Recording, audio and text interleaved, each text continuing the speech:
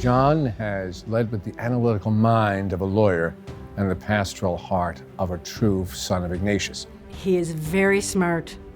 He is very spiritual. He's very collaborative. He's got great character, great integrity.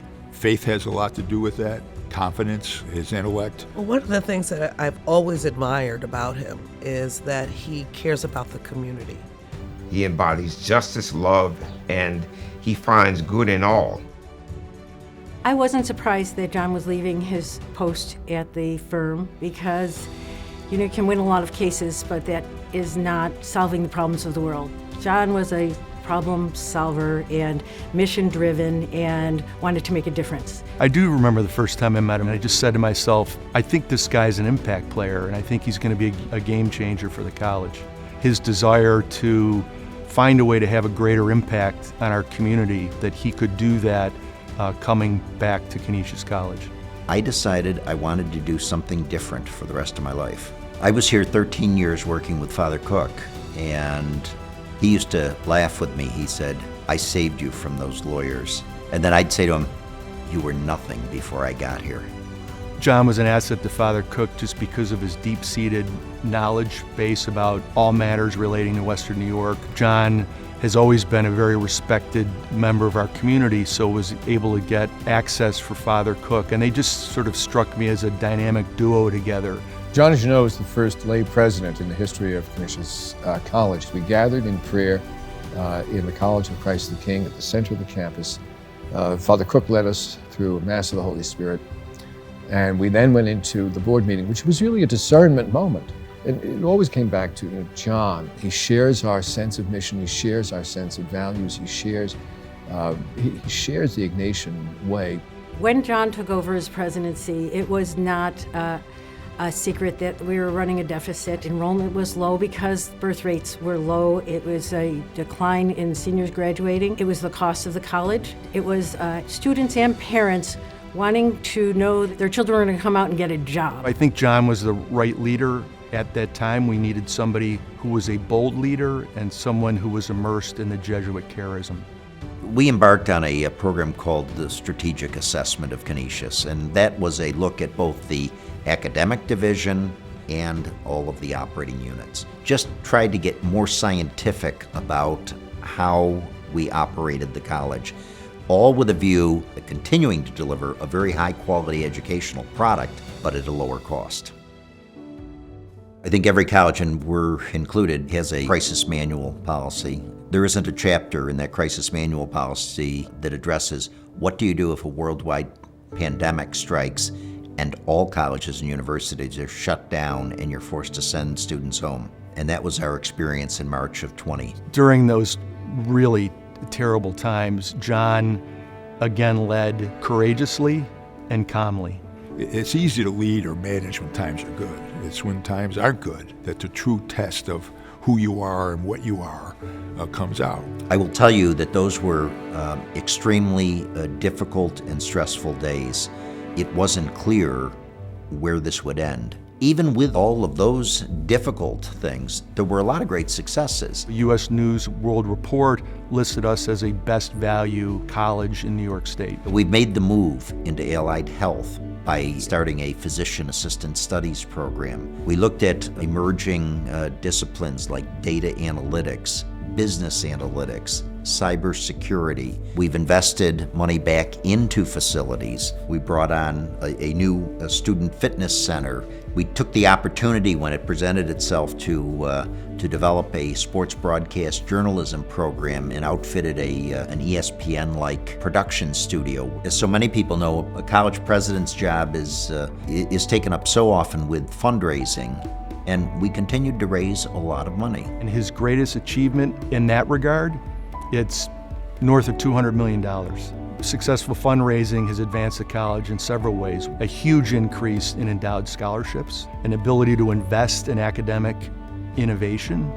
Thirdly, some transformative change on campus. You see that on Science Hall, you see that in Nelson Savello Markets Lab, you see it all over campus. You know, for people who are saying, oh, this has been a very rough stretch for Canisius, well, there have been some rough times. When I step back and look at all of it, year in and year out, we still arrive each year at commencement, and it causes me as president, as I look into their eyes before presenting them with their diploma, to say, we're still doing this right. We're still doing the right thing here at Canisius. It's generally said that colleges have three purposes: the education of our students, the contribution to the expansion of knowledge in the world, which we do through our research activities, and then service to our community. For years, we had a somewhat fraught relationship with our immediate neighbors in Hamlin Park. In all of our development projects and anything that we did, we took the position anything Canisius College does has to be right for the neighborhood. And if it isn't right for the neighborhood, we aren't going to do it.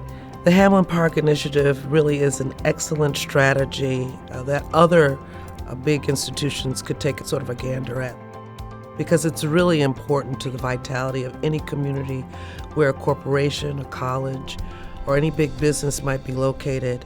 He went to the community. He went to the meetings. He listened. Important trait. He listened. And he acted. The school owned 12 houses, which instead of just selling them off to be rentals again, He set up a plan to sell those houses to families who would live there in the community and make positive contributions to the neighborhood. It is important to think that the neighbors see the importance of residential living, right, as part of the fabric and the stabilization and vitality of the neighborhood. When Blue Cross Blue Shield left what was the old Sears building, Canisius took on that as a project to expand its location here in our center city. There's always an opportunity for a win-win when you have open communications and open door policy, and that's something that I think has been marvelous about our John. As you look at all the colleges and universities in the area, we perhaps have the most valuable campus because of so much happening in the city of Buffalo. There are options for us as we continue to look and see what does an urban campus need to look like in the years immediately ahead. In our last round of strategic planning, we began to look again at this issue of service and how is the college of service to the community. I became concerned as I looked across the college. We were doing lots of things. Our students were engaged in lots of service activities. Faculty members, I would find out, were doing things in different places. But the problem was it wasn't connected up, and therefore the impact I felt maybe wasn't what it could be.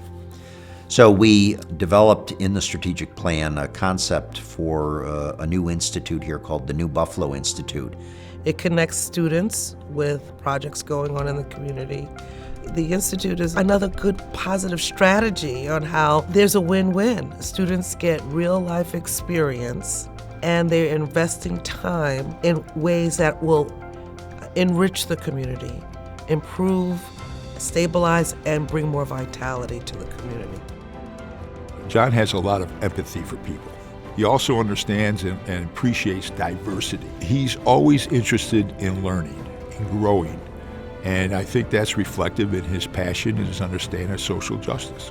Regarding diversity and inclusion, the real important part of it is creating a culture and an environment where all can contribute. Yet perhaps no single leader has done more for DEI than John Hurley. We've been on a journey. I readily acknowledge the journey has been too slow.